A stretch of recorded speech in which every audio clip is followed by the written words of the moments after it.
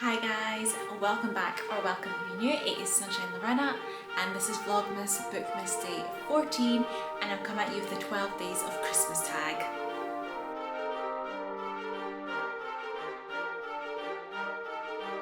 Yes, I'm doing another tag. I do enjoy a good tag, guys. This is the 12 days of Christmas book tag, so it is linked to the song 12 Days of Christmas, and I will leave a link below to the original creators video. I did see this on Ali's Other Lives channel as well, which prompted me to consider this as one of the tags I wanted to do this month as part of Vlogmas Bookmas. So we're just going to do it. I'm going to get into it so I'm not scrambling on too much. And if you are new here, I am posting videos every day up until Christmas for Vlogmas Bookmas. So yes, there's videos going up every single day.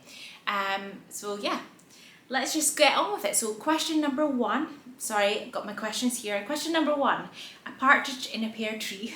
I'm not going to sing. I'm not going to subject you to me singing. So a partridge in a pear tree, favourite standalone book. Guys, favourite standalone, I think if you are not new to my channel, you probably know the answer to this. If you are new, this obviously is new information for you. My favourite standalone is The Alchemist by Paulo Coelho. It's my favourite book of all time. It is a standalone. It's just such a great book. It follows the best way. I'm going to quickly read the synopsis for you because yeah, I didn't know, that's all I knew going into it, and it's just such an amazing book for me. And yes, I'm not going to ramble on too much because I will speak about this, but I'll quickly read the synopsis in case you haven't heard me speak about this one before. So dreams are made to be followed, life is meant to be lived, some books are meant to be read, loved and passed on. The Alchemist is one of those books. So The Alchemist is the story of a shepherd boy from the Spanish region of Andalusia who journeys to the exotic markets of North Africa and then to the Egyptian desert, where a fateful encounter with the alchemist awaits him. And yes, that's a synopsis. My favourite book, favourite standalone of all time. Question number two, Two Turtle Doves, fictional, OTP / favourite ship.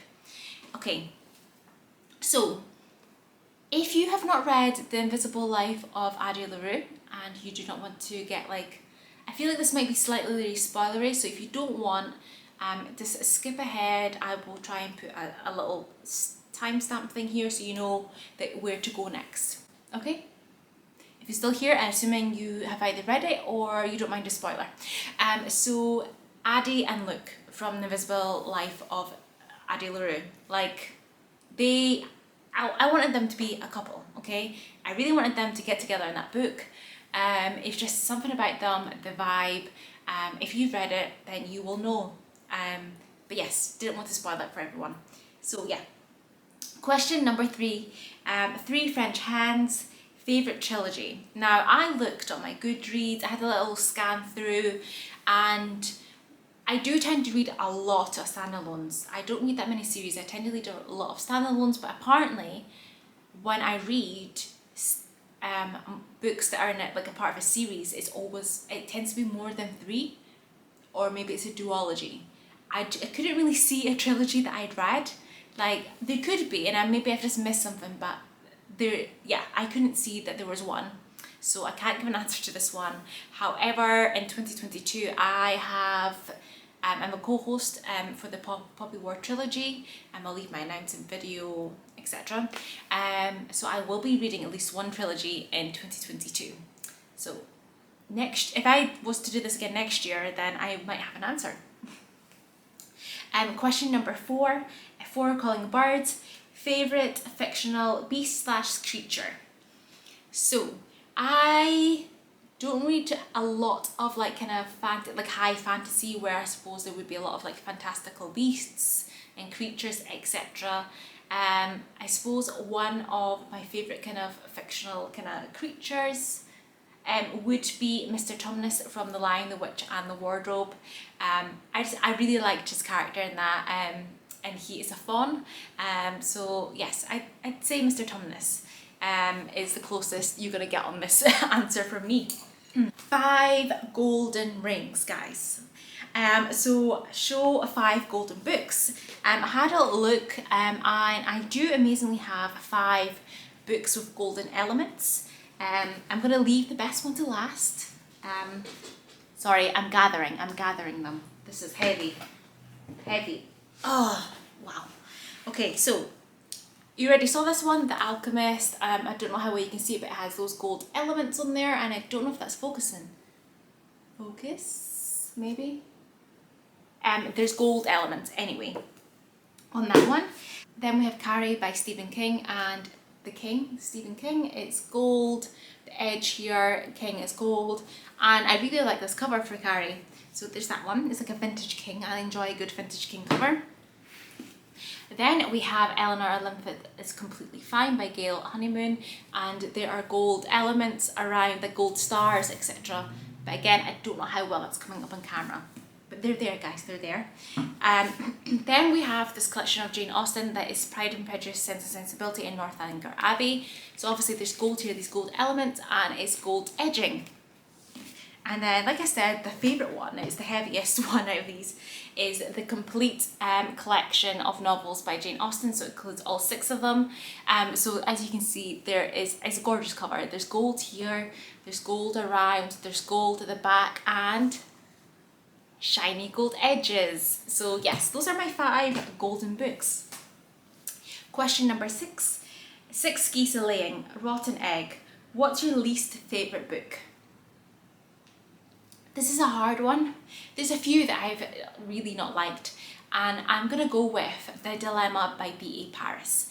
I read this in summer of 2020, and I was so disappointed and annoyed throughout this whole thing, but I kept reading thinking, no, it's not gonna end the way that I think it's gonna end, and she must get better as a character. I was wrong in all points, and I really, really hated this book. So yeah, the main character, she is like so selfish, so self-absorbed, and acts very childish. So long story short, her and her husband got married very young. She was pregnant, so they never got the wedding she wanted. And now it's coming up to her 40th birthday, and she's always dreamed of having this amazing like party, etc. Like essentially, she's making such a big deal of her 40th, like a wedding. And I just feel like it was really over the top, and I understand she missed out on the wedding, but then why not do like a vow renewal? You know, they got married but they didn't do it the way she wanted. Why not do like a vow renewal ceremony and make it about the 2 of them, is my point. But you'll see throughout the whole thing, and like the husband's actions around this, it's a thriller by the way, which I didn't feel, it was very thrilling. The husband's actions are directly because of how she treats this 40th birthday party, like how she's always went on about it for years and years and years, and it's just ridiculous. And then like each chapter it alternates between husband and wife, and it's like literally every hour, and I just but it's got to do with this party, and then their children. I don't want to see too much in terms of if you do want to read it, but yes. Oh, that book, I hated it, absolutely hated it. It's one of the worst books of 2020 for me. So number 7, 7 Swans a Swimming. Show a book with water on the cover, and I have here, oh, knocking stuff over.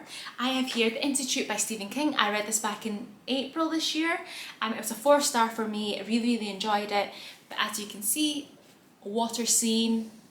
And I realised when I was looking, I don't really have that many books that have water on the cover, so this was really, really good. And this is like a newer Stephen King, but it gives you old Stephen King vibes if you've not read it. It follows, and it also gives you Stranger Things vibes in this one. I recommend if you're looking for a King to read, this one is definitely a great one to pick up. 8 Maids and Milking. What fictional food do you wish you could taste? I've been thinking about this, and again, like I said, I don't read a lot of kind of fantasy books, etc., where a food that may be like made up that don't exist in our real world. Yeah, I don't really pick up books that have like fantasy foods, if you know what I mean, like foods that don't exactly that don't exist in our world. So I have read like a couple of foodie books this year. The first one was back in February, and that was A Taste of Sage by Yafa S. Santos. It's a romance book. There's themes of food throughout it, and you have her recipes.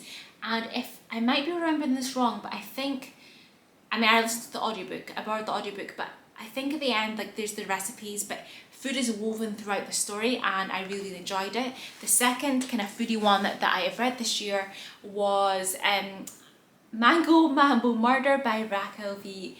Reyes. It is a cozy murder mystery book, and again, there's food throughout it because their character is passionate about food, and so you get lots of recipes and things throughout it. And I think at the end, again, or throughout the book, there's some of their recipes. So they're not, both of these, they aren't like made up foods. They do exist in the world. I haven't made them, but they sound really delicious and definitely made my mouth water when I was reading them. So number 9, 9 ladies dancing. Favourite dance between two characters. So I mean, I don't know with this one if it's meant to be like them literally dancing, or in terms of the interaction, dancing around, like, you know, in the sense of like a romance where they're like kind of the interaction of dancing around, there's feelings that they have, etc. I've went with the latter, and I would choose The Hating Game by Sally Thorne, and it's between Lucy and Josh. That dance between them throughout the whole book around their feelings, the hate, etc. I love that book, and I would definitely choose them for this one. 10, Lords a Leaping. Favourite book to movie adaptation. There is a couple, well, one of these isn't a film adaptation. You know, one is a film adaptation and one isn't. So I'll go with the TV adaptation first of all, because I think it's really, really well done, and it's one of the few adaptations that I really, really enjoy and I felt like it's stuck true to like the books. And that is the Neapolitan Quartet series by Eleanor Ferrante. So far, the first one, My Brilliant Friend, and the second one, Story of a New Name, has been done. They are, or have filmed the third one, but it hasn't been released yet. So each book is getting a series, and there's about 10 episodes, I want to say, in each of them. It is actually filmed in Italy. It's done in Italian / Neapolitan dialect. And it's just so well done. I feel like they've stuck to the story so truly. They have all the details, and it's great. I think it's a great series to read as well. I finished them all this year, and I just love them, and I love those characters, and the adaptation is fantastic.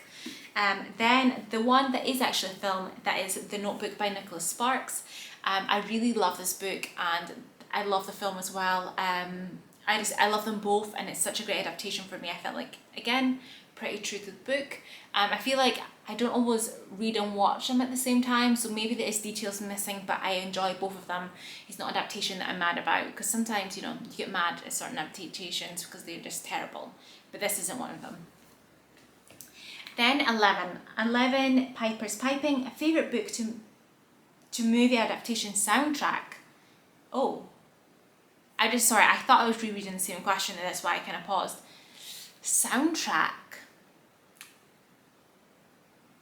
This is difficult, because I don't really always pay attention to the soundtracks. Like, I know they're there, but it's not like one of those elements. I'm more worrying about the actual book and film / TV kind of elements, if they've done it correctly. I really like the music in the My Brilliant Friend series. I know, again, it's not a film, but I really like the soundtrack, the music in that. What else is there? I don't know. I think this is going to be my answer. Yeah, I think it's going to be my answer for this one. Because, yeah, I can't think of any other ones. I don't pay attention to the soundtrack that much. And 12th and final question is, 12 drummers drumming. It's the end of the song. What is your favourite book ending? Ooh. Favourite book ending, I'm going to go with, it's hard, but I think I really enjoyed Gone Girl, the ending in this one. I love how it all wrapped up, the twist, etc. I really, really enjoyed this one. Yeah, it's such a great ending for me. And then the other one would be No Exit by Tyler Adams as well. Really enjoyed the ending of that thriller, how it all wrapped up. Yes, that's it. That is all of them. These are all the 12 questions. There isn't a tag people one, but if you're watching this and you want to do it, consider yourself tagged. I am posting videos every single day up until Christmas. Let me know if you read any of these books that I've mentioned, or you would have answered something differently for some of these questions.